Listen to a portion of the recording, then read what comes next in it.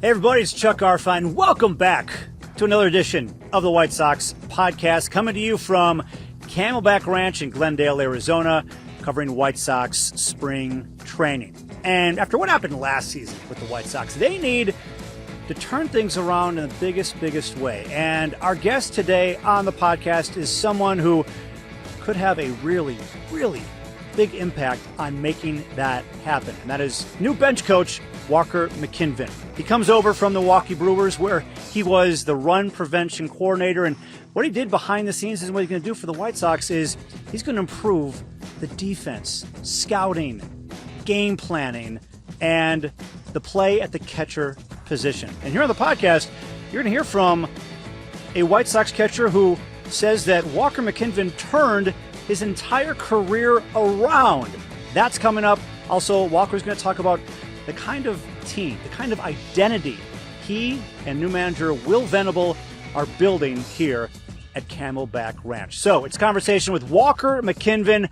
That and more on the way on the White Sox Podcast. Here we go.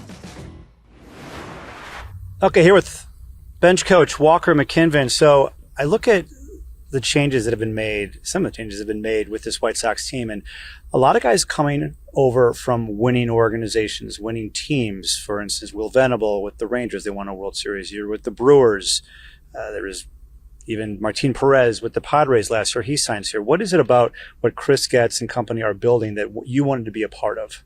Yeah, so I think I think it was really a cool opportunity to inspect in the off season when they came calling and talk to Chris, talk to Josh, talk to Jin and the rest of the guys that we have here, get to know them and get to know their plan. It was an attractive option, right? Will didn't come here without knowing that either. Me and Will have had many talks about that this off season and at the start of camp, and we just have a really cool opportunity ahead of us to kind of work as one and build this thing up. Yeah, why do you connect with Will? Well, I think Will and I do complement each other pretty well. He's got the playing acumen. He's spent a long time as a player in the big leagues. I actually was an intern with the Texas Rangers when Will got traded over there, and I remembered Will. Will didn't remember me, which is a funny backstory. But no, what were you doing, by the way? I was doing advanced scouting, so in the major league clubhouse, but wasn't totally front facing. Did interact with players from intern to bench coach. Yeah, that's right. Yeah, intern many times over too. Yeah, by the way, it wasn't just one. So, So go ahead. I'm sorry to interrupt you, but about your connection with him. Yeah, no, Will and I do complement each other well. We both are coming at this thing from different angles. He's spent a bunch of time as a player, as I was saying. He put in the work as a coach as well. He handled both the bases. He handled the outfielders. He's handled base running. He's been an offensive player in the game. I'm coming at it from a different angle, of course. I played as long as I could, not quite as long as Will did. But I kind of entered the industry organically and had a focus on the pitching, the catching, the game planning, handling a couple different things than Will has handled in his coaching career. And so we just kind of merge as one from that respect and just the personality.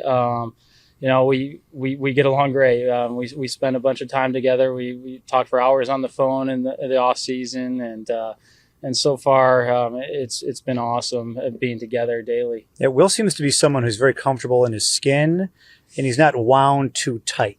He's just kind of like, I'm not saying he's not serious too, but am I onto something there with kind of like how he's not in everyone's faces, so to speak? He's letting people do their jobs. That's right. He's incredibly personable. I think that's probably what makes him an attractive manager to all the teams that have wanted him before.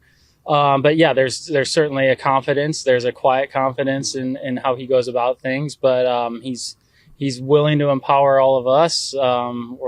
We're empowering the rest of the staff to do their jobs really well, and just his presence has been great. You hear the feedback from people that have been here for a while, and me just spending the first couple days with him, it's outstanding. It's been fun.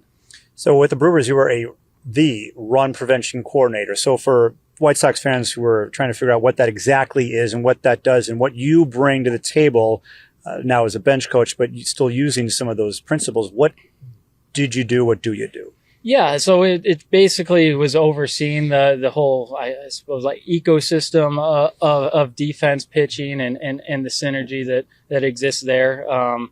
I was in charge of the catching unit, but that goes beyond just catching. That goes into relationships with players and our game plan attacks and getting to know pitchers' arsenals. So I in turn know those things quite well in my role with the Brewers, and then defensive positioning and how players interact with each other on the field from that respect, and kind of making that entire side of the baseball go was more or less the overarching theme of my job.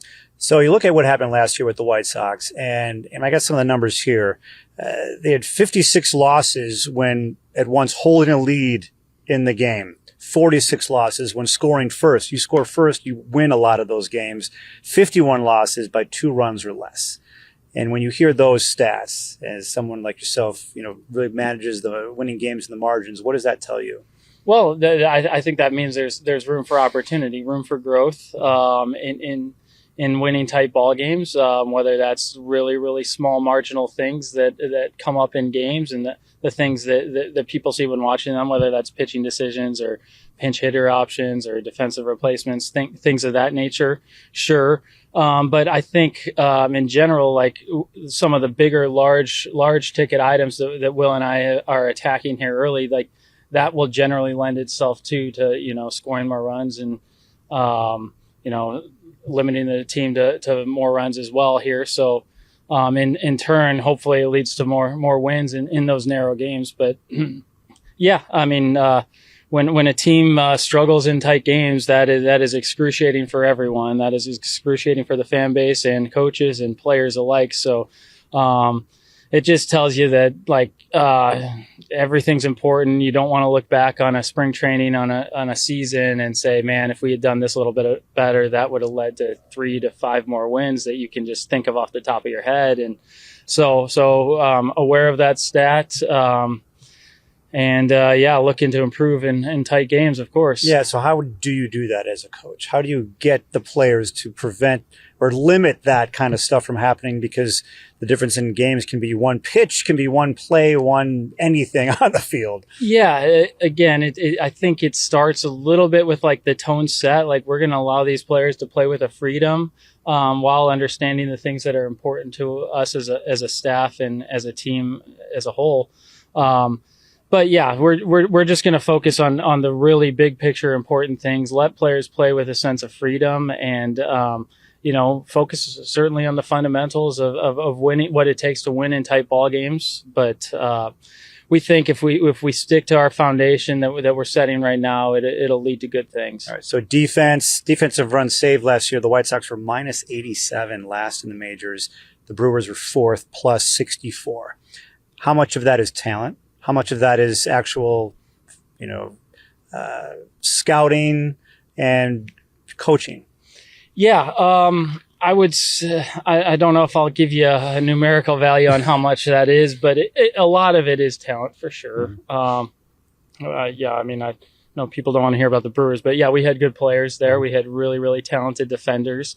As a coach, someone that's responsible for that output on the field here, we're trying to overperform what's given to us, right? Like players have a certain expectation. We're looking to exceed the expectation with each individual player, and wherever that falls on the list and the general rankings, that's where it falls. But we're looking to outkick whatever they give us. That is the goal as a coach. Yeah, and if you do that with enough players, you're going to see more wins, right? The idea behind it would be yes, right? Like we can't totally control who's on the roster when, so as a coaching staff, we're just trying to get every single one of them better, and that is always the goal. All right, so you're known for your relationship with catchers and improving them behind the plate. What would you say in a nutshell? Your what you do with catchers and why you're able to help them so much? That's a good question. Yeah, I started working with catchers in 2018. My background was not a catching background. I entered with no preconceived notions, no biases towards the position. Recognized that the changing of the guard and kind of how the position was being played, and just studied to see what good players were doing in that arena, and tried to apply it to players on my team. And so that's more or less how that happened. We've had a couple success stories in the past, and I've been the benefit of working with good people. We have one of them here with us now, but yeah, it's been this. It's really been great because of the players that have been given to me to work with, and yeah, we've just worked well together. So it's been a little bit lucky in that. Yeah. Right. Well, one of those players is Omar Narváez, and I had a chance to talk to him today, and I asked him about you, and I wanted to play for you what he said and get your reaction. So here's what Omar said to me. You were in Milwaukee with Walker McKinven. How did Walker help you with your catching?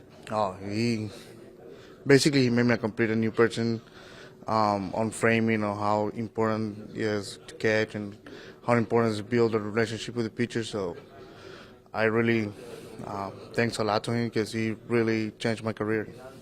And that's amazing considering you'd been in the league for several years and he came along and he's around your age. And so what did he do specifically? I think the accountability of how important it is to win every pitch and how important it is know every pitcher's personality. So to call the game for them and becomes a lot easier to call the game and win the strikes and knowing like how important is every pitch. And when you say framing, would he just watch video with you? Would he show you what you're doing and what you needed to do? How did that work? Basically, start from the get-go. We start from zero. Trying to build in strength and build in all my knowledge, like all that I knew, just throw it away and start over. Yeah, start over and learning new things. You basically had him start over, and here's a guy who was in the league for so long. What did you think when you heard that? Yeah, that's fun to hear Omar talk about it. He's a close friend of mine because of our relationship prior. But no, that is cool to hear. But Omar, like, credit back to Omar. Omar came to us. I remember it in 2020.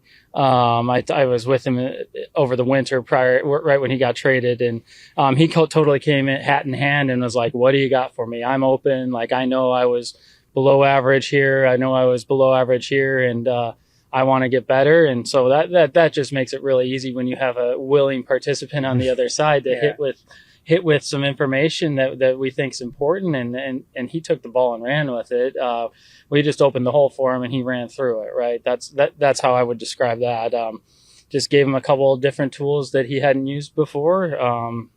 And he took it and ran with it. That's how I describe that. We got guys like Corey Lee, who's here, and other guys who have been, came through the system, and Edgar Quero. How much can you improve catchers? And we saw what happened with Omar Narváez. I mean, everyone's, I guess, has their own specific case, but is this something that can work for everybody? Well, I think there's definitely layers. Like, every single person can get better at every single thing. So what the expectations are, I'm not going to put expectations on anyone, but do I think catchers can get better at receiving? I absolutely think catchers can get better at receiving. I think it's an efforted task that if it's worked on, you can certainly see improvement. Certainly depends on the starting point and your willingness and all those things. But yes, the large answer is yes, I think catchers can improve at receiving. All right, so you do a lot of scouting for games, like going who you're going to be facing that day.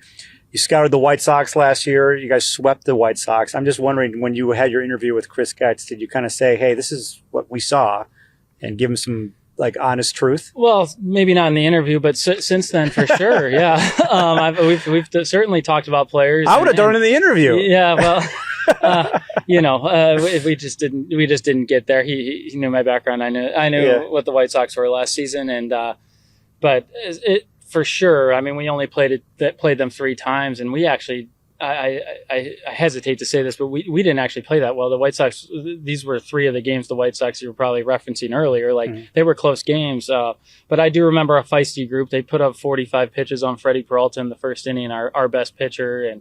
And we were on the ropes a couple of times in those games, and they fought us. And we just came out on top 3 of those days. And, but yeah, I know a little bit background on some of the players that were on the team. A couple of these guys are not on the roster anymore, but definitely have a little bit of background from that angle. Yeah. Yeah. It's funny. I mean, I'm not saying you want to get intel. It's all about intel, information, and things like that. But one thing that you said that has been standing out to me is that as I'm speaking to more and more people who were not a part of this organization last year and now are here, they all say kind of the same thing, which is what you said, which is like, they played us tough. These games were close. They could have gone either way, and so many times the White Sox ended up losing them. Yeah, and that's you've been on the side of those games as another team, and it's never fun to lose games you feel like you should have won. You walk back into the clubhouse and you're really upset about it, and that probably happened more than it should have with the White Sox last year. So empathy towards a team that had to endure that. But like I said earlier, we think if we just help raise the floor by setting our foundational things that we think are important, and then start improving on the margins, a couple more of those games will start going our way.